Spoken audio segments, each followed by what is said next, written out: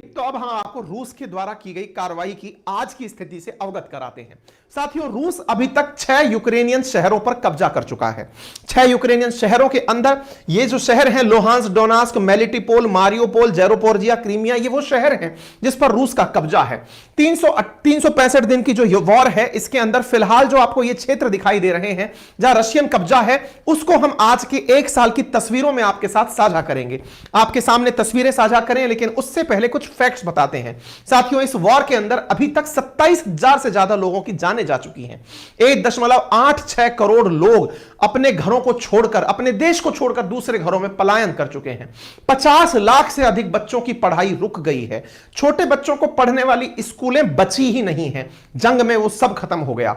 New York times की अगर बात माने तो यूक्रेन के अंदर लगभग 13,000 सैनिकों की मौत हुई है। वहीं रूस के लगभग 14,000 सैनिक इस युद्ध के अंदर मारे गए हैं। यह डेटा लास्ट 2022 दिसंबर तक का है। अगर हम नॉर्वे डिफेंस चीफ का वादा माने तो उनके अनुसार यूक्रेन के अंदर 1,30,000 सैनिकों और आम लोगों की मौत हुई है या वो घायल हुए हैं। दुनिया भर के अंदर अलग अलग प्रकार के डेटा अलग अलग न्यूज एजेंसीज के द्वारा साझा किए जा रहे हैं। इन तस्वीरों से इस बात की वाकई में पुष्टि होती है कि दुनिया बहुत बुरी तरह इस युद्ध से प्रभावित हुई है। चूंकि हम इससे जान माल की सीधी क्षति को प्रभावित नहीं, हम उसको मतलब फील नहीं कर पा रहे हैं, इसलिए हमारी नजर में यह युद्ध केवल एक मैच की तरह दिखाई दे रहा है। मैच से मतलब यह है कि हमें लग रहा है कौन जीत रहा है, कौन हार रहा है। क्योंकि हमारे सेंटिमेंट्स रूस के साथ जुड़े हुए हैं। रूस हमारा बहुत बड़े समय तक मित्र रहा है। हमारी आज की राजनीति भी जो है वो पूरी तरह से यही चाहती है कि जिसने हमारा बुरे समय में साथ दिया हो, हम उसका साथ इस तरह से दें कि उसे यह ना लगे कि हमारी जरूरत जब थी तब हम पीछे हट गए। लेकिन साथियों, इस पूरे युद्ध में जितना रशियंस को परेशानी हुई है उतना यूक्रेनियंस को परेशानी हुई है। और युद्ध के अंदर साथियों केवल वही लोग जीतते हैं जिन्हें इसके फायदे होते हैं। बाकी जनता अपनी जान गंवा करके ही युद्ध के अंदर आहुति का काम करती है। आप यहां पर तस्वीरें देख सकते हैं। ये तस्वीरें अपने आप में बहुत कुछ बयान करती है। जहां मई 2020 के अंदर गूगल अर्थ का ये मैप आप देख रहे हैं, एक बसा बसाया शहर आपको यूक्रेन में दिखता था, आज वहां पर केवल खंडर हैं, वहां पर कुछ भी नजर नहीं आता। अगर हम यहां के फैक्ट्स को बताएं तो रूस ने अभी यूक्रेन की लगभग 17% जमीन पर कब्जा किया हुआ है, लेकिन यूक्रेन ने इसमें से बहुत से हिस्से को वापस भी छुड़ाया है। सेकेंड वर्ल्ड वॉर के बाद अगर पहली बार सबसे ज्यादा लोगों ने घर छोड़ा हो तो 1.86 करोड़ लोगों ने घर छोड़े हैं। ये तस्वीरें अपने आप में साथियों बयान करती हैं। आज जब हमारे ऊपर आकर बीतती है तो हम दर्द को महसूस करते हैं। आज अगर आपका बच्चा इस प्रकार से ठंड में ठिठुर रहा हो, आपका बच्चा इस प्रकार से किसी दुखी हालत में हो और उसे यह ना पता हो कि उसे वापस घर कब आना पड़ेगा, एकदम आपके अंदर तक का दिल रोने लगेगा। आज जिस तरह से आप अपने आशियाने में रह रहे हैं, अचानक आपको पता चलता है कि उसे रातों रात छोड़कर जाना पड़ेगा और फिर वापस आप कभी नहीं आएंगे।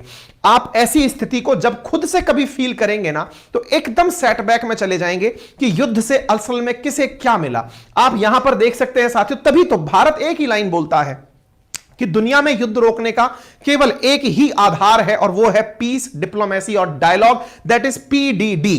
केवल बातचीत से, शांति से और डिप्लोमेसी, कूटनीति से ही युद्धों को रोका जा सकता है, क्योंकि अल्टीमेटली इससे आम जन सफर करता है। ये भारत की इस पूरे युद्ध के दौरान विचारधारा रही है। दुनिया इस बात का समर्थन करती है, तभी तो G20 जैसे अध्यक्षता हम देशों को हमको मिली है। इसमें रूस भी आगमन है और अमेरिका का भी आगमन है। आप देख सकते हैं ये तस्वीरें अपने आप में बहुत कुछ कहती हैं मित्रों।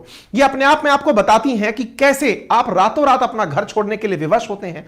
लोग रास्तों में इस प्रकार से अपने बच्चों के साथ इस ठिठुरन भरी रात में जब माइनस में टेंपरेचर है वहां, क्योंकि राजनेताओं के राजनयिक लक्ष्य हैं, इन लोगों को क्या पता इस बच्चे को जो ठंड में ठिठुर रहा है अपने पेरेंट्स के साथ, इन्हें अपना भविष्य कुछ नहीं पता है। ये सड़कों पर हैं, इन्हें कुछ अपने बारे में आइडिया नहीं है। पटरियों से लोग छोड़ छोड़कर भागते हुए दिखाई दे रहे हैं।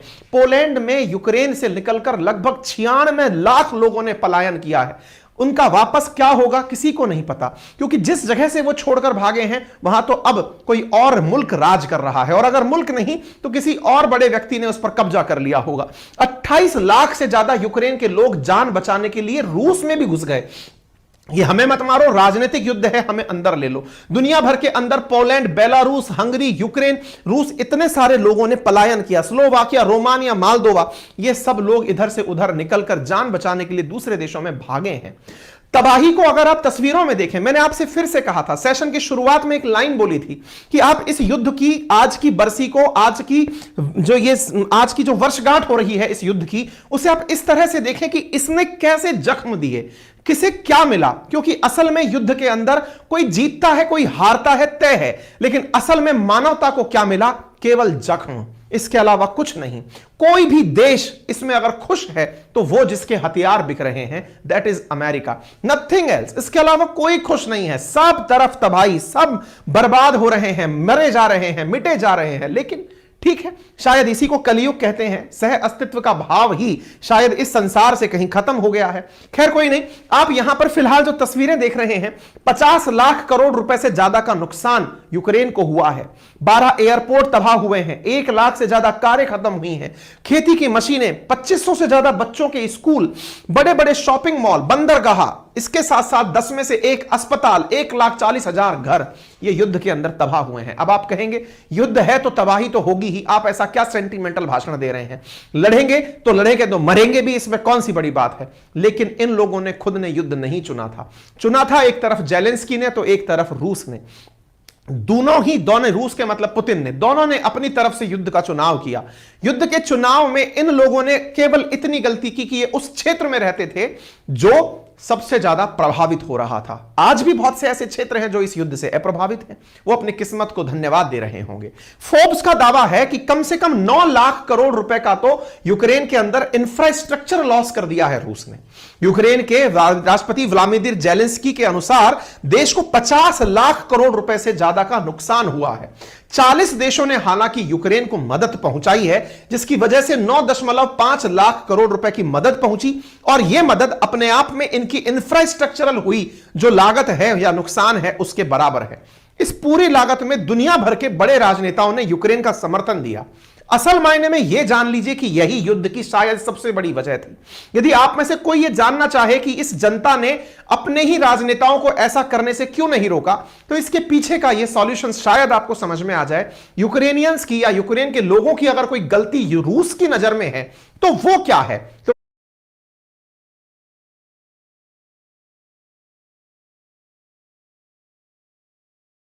एसआईपी की शुरुआत करना चाहते हो, आप ऑटोमेटिकली अपने महीने के सेविंग्स को एसआईपी में इन्वेस्ट कर सकते हो। सिर्फ 500 रुपए के साथ आप अपनी एसआईपी।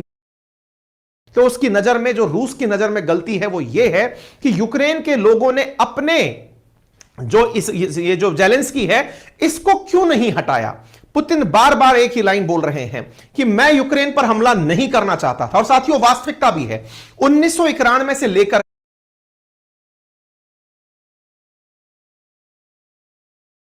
के जब यूएसएसआर 15 देशों में टूटा, यूक्रेन वॉर सबसे भीषण वॉर है।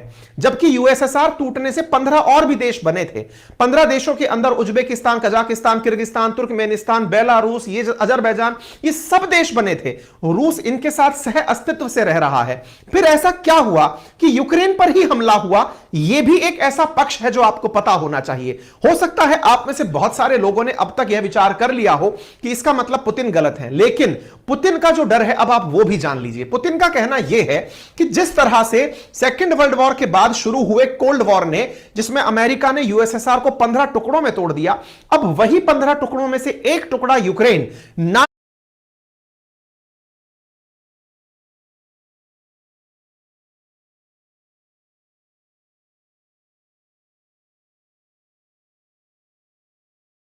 के नजदीक जा रहा है। यानी यह साफ पता चल रहा है कि इस पूरे 1991 के एपिसोड के पीछे नाटो देश थे। तो इस बात को मैं कैसे स्वीकार कर सकता हूं, या नाटो को अपने इतना करीब आते हुए कैसे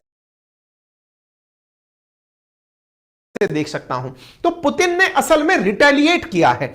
पुतिन का जो ये सारा कारनामा है, पुतिन बार बार एक ही बात बोल रहे हैं, आप मुझे गलत समझ सकते हैं लेकिन असल मायने में जो गुनहगार है उसको आप देख ही नहीं पा रहे हैं। गुनहगार कौन है? जो जेलेंस्की को युद्ध में धकेल दिए, जेलेंस्की के साथ आकर खड़े हो गए, जिन्होंने कहा कि तुम्हारे लोग सफर करें तो करने दो लेकिन हम तुम्हारे साथ हैं। इसका मतलब यह नहीं था कि ये यूक्रेन से कुछ कमाना चाहते थे, इसका मतलब यह था कि ये रशिया की मोनोपोली को खत्म करना चाहते थे।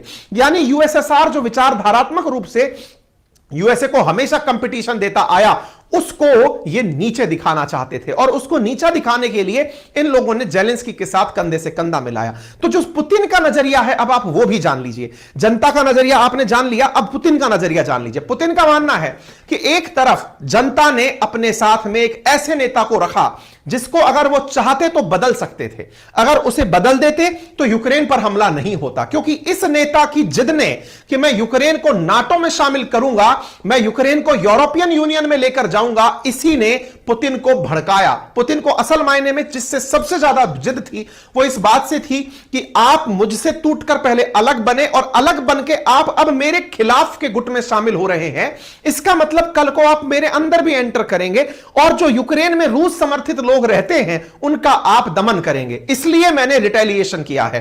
तो रशिया का स्टैंड क्या है कि जो खारसान प्रोविंस वाला जो हिस्सा है वहां पर कई रूसी समर्थित लोग रहते हैं, आप उनको बुरी तरह से दमन करना चाहते थे, मैंने इसलिए आपसे बदला लिया है। ठीक है ना? दोनों का स्टैंड आपको पता होना चाहिए। कभी भी एक पक्ष पता होता है तो नुकसान होता है, दोनों पक्ष पता होते हैं तो फिर आपके पास आजादी होती है तार्किक रूप से सोचने की कि कौन ज्यादा सही, क्योंकि युद्ध के अंदर गलत तो दोनों हैं लेकिन इनमें से कोई कम गलत है, शायद वही ज्यादा सही है। साथियों, दुनिया भर से जो मिला यूक्रेन को दान था वो आपके सामने है, लेकिन रूस को मिला दान कहीं भी नहीं दिखाई दिया क्योंकि रूस के साथ कोई नहीं आया। दैट मीन्स आप इस बात से भी अंदाजा लगाइए कि रूस ने इस युद्ध में जिस प्रकार से यूक्रेन के खिलाफ अपने आप को रखा, असल मायने में यूक्रेन के खिलाफ नहीं था, वो इन्हीं मददगारों के खिलाफ था कि आप लोग यूक्रेन की मदद करके उसे एक पक्ष से मजबूत करके मुझे कमजोर करने का प्रयास कर रहे हैं।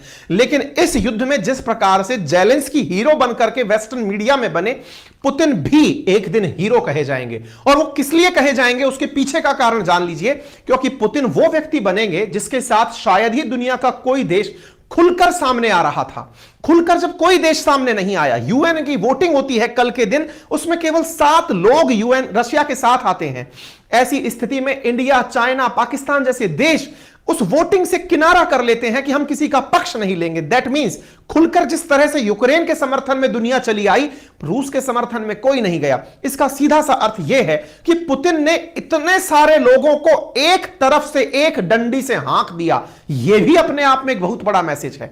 यानी जिस प्रकार से हम जेलेंस्की को एक तरह से हीरो पुट्रे कर रहे हैं, असल में वो हीरो के साथ इतने सारे लोगों की मदद लगी है, बिलियंस ऑफ डॉलर का इन्वेस्टमेंट लगा है। लेकिन इस युद्ध में एक तरफ से रूस भी तो इन्वॉल्व है, उसके भी तो सैनिक मर रहे हैं, उसका भी तो वेपन खत्म हो रहा है, उसके भी तो रिसोर्सेज कम हो रहे हैं, उस पर भी दुनिया के सबसे ज्यादा प्रतिबंध लगे हुए हैं। दुनिया के किसी भी देश में उसकी आवाजाही बंद हो रखी है। उसके यहां के बिजनेसमैन सुसाइड कर रहे हैं क्योंकि उनके व्यापार वेस्टर्न वर्ल्ड से खत्म हो चुके हैं। फिर भी वो कह रहा है कि मैं युद्ध में सरेंडर नहीं करूंगा, अंत में जीत तो मेरी होगी। यानी पुतिन भी अपने आप में एक हीरो बनकर इस स्टोरी में निकलेंगे। तो सर फायदा किसको हुआ? व्यापारियों को। जैसे व्यापारी नंबर 1 जो आपके सामने बाइडेन वहां है, जिन्होंने 45,000 करोड़ रुपए के हथियार पोलैंड को बेच दिए क्योंकि तुम्हें रूस मार सकता है, सतर्क रहिए और हमसे वेपन खरीद लीजिए। और तो और बाकी नाटो मेंबर्स को इंक्लूडिंग जर्मनी, उससे कहा गया कि आपको F-35 फाइटर जेट लेना चाहिए। क्यों? क्योंकि आपकी नॉर्ड स्ट्रीम पाइपलाइन बंद हो गई है, हो सकता है रूस आप पर हमला कर दे, अपने डिफेंस के लिए F-35 ले लो। आपको रूस से गैस मिलना बंद हो गई है, मुझसे गैस ले लो, मैं आपको उच्च दामों पर गैस दूंगा और मुनाफा कमाऊंगा। रशिया यहां पर व्यापारी बना, अमेरिका यहां पर व्यापारी बना। मैं आपको एक चीज यहां पर याद दिलाना चाहूंगा साथियों, आपको पता हो कि सेकेंड वर्ल्ड वॉर के अंदर भी अमेरिका सबसे पैसे वाला देश कैसे बना था? शुरुआत में वो सेकेंड वर्ल्ड वॉर में शामिल नहीं हुआ था, वो ऐसे ही युद्ध के अंदर फाइनेंसेस दे रहा था, लोगों को वेपन बेच रहा था, जरूरी सामान दे रहा था और मुनाफा कमा रहा था। और उस स्थिति में जब जापान को यह समझ में आया कि बेटा अमेरिका तुम लोगों से मुनाफा कमा रहे हो, अब हम तुम्हें भी टारगेट करेंगे, ऐसा करके जापान ने पर्ल हार्बर पर अटैक किया था, जिसके चलते अमेरिका को सेकंड वर्ल्ड वॉर में शामिल होना पड़ा था और उसने दुनिया को अजूबा परमाणु बम का दे दिया और उससे परमाणु बम हिरोशिमा नागासाकी के ऊपर लिटिल मैन और फैट बॉय नाम से डाले गए, जिससे जापान तबाह हुआ और सेकंड वर्ल्ड खत्म हुआ। कहने का कुल मिलाकर अर्थ क्या है कि अमेरिका हमेशा से ही युद्ध से मुनाफा कमाता आया है, लेकिन इसी राह पर टर्की था जिसने अपने आप को इतना मुनाफा कमाते हुए देखा इस बायरक्तार ड्रोन के कारण, जिसकी कल्पना भी नहीं थी। आज इस ड्रोन की 3 साल की एडवांस बुकिंग है, क्योंकि इस ड्रोन ने यूक्रेन के साथ देकर के तुर्की को एक बहुत बड़ा निर्यातक राष्ट्र बना दिया है वेपन्स का। इसकी एक कंपनी बायरक्तार ड्रोन बनाती है और उस TB2 बायरक्तार जो ड्रोन की बिक्री है वो अगले 3 साल के लिए रिजर्व हो गई है। दुनिया को रूस के युद्ध से क्या मिला आप यहां पर देख सकते हैं। सबकी जीडीपी माइनस में चली गई, सबकी ग्रोथ खत्म हो गई, किसको भी फायदा नहीं हुआ। अब बात करते हैं, इंडिया ने UNGA से जब इस वोटिंग से एब्सटेन किया तो क्या किसी ने हमें मनाया नहीं कि आप रूस के खिलाफ वोट करो। इंडिया का वोटिंग में पार्टिसिपेट ना करना इसका मतलब सीधा सा है, वो ये कहता है कि मैं रशिया यूक्रेन युद्ध में अगर वोट कर दिया तो इसका सीधा सा अर्थ है या तो मैं यूक्रेन की तरफ हूं या मैं रूस की तरफ हूं, जैसे आज हमारे देश में हो रखा है।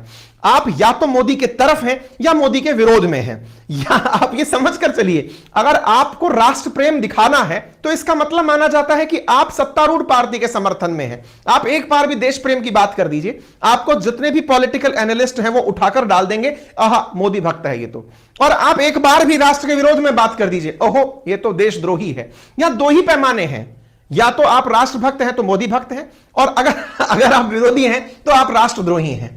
इसका मतलब आपने अपने आप को इतना ज्यादा प्रमोट कर दिया है, या फिर यूं समझिए एक्सपोज हो चुके हैं आप थ्योरेटिकली कि आप डरते हैं कि आपकी राय क्या हो। इसी वजह से मेरे जैसे लोग जब आप पूछते हैं ना आपको कौन सी राजनीतिक पार्टी पसंद है, मैं आपसे कहता हूं अपने हिसाब से सोचो। मैं रोजाना कमेंट अलग अलग पार्टी के सुनता हूं, कई बार आप मुझे मोदी भक्त बना देते हैं, कई बार आप मुझे कांग्रेस भक्त बना देते हैं, कई समझदार होते हैं कि सर न्यूट्रल है अपनी बात बताएंगे नहीं।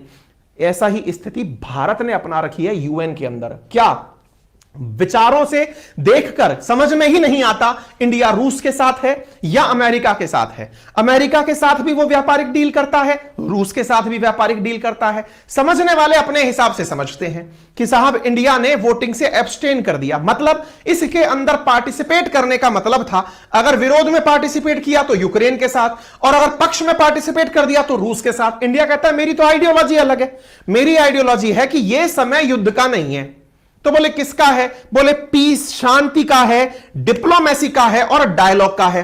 अंत में भी जब युद्ध समाप्त होगा तब भी आपको वार्ता करनी पड़ेगी, आपको एक दूसरे के साथ साथ कूटनीतिक संबंध बनाने पड़ेंगे। तो जब समय उसका है तो आप लोग समय पर क्यों नहीं कर रहे हैं। इंडिया इस कारण से एब्सटेन कर देता है। इंडिया को मनाने के लिए बहुत सारे देशों ने लॉबिंग की थी। हमसे रशिया ने भी कहा कि यार आ जाओ हमारे पक्ष में वोटिंग दे दो, फ्रांस ने भी कहा आ जाओ यार यूक्रेन के पक्ष में वोटिंग कर दो। इंडिया ने कहा नहीं भाई हम वोटिंग किसी के पक्ष में नहीं देंगे, प्रस्ताव ले आओ, अपने हिसाब से प्रस्ताव पारित कराना है करा लो। यहां पर यूक्रेन के समर्थन में वोटिंग हुआ, यूक्रेन खुश हुआ। रशिया ने समझ लिया कि इंडिया किसी का पक्ष नहीं लेता, इसका मतलब इंडिया की अपनी आइडियोलॉजी है। इसी राह पर चीन भी है और इसी राह पर अपना बेटा पाकिस्तान भी है। ठीक है, ये आपको हुई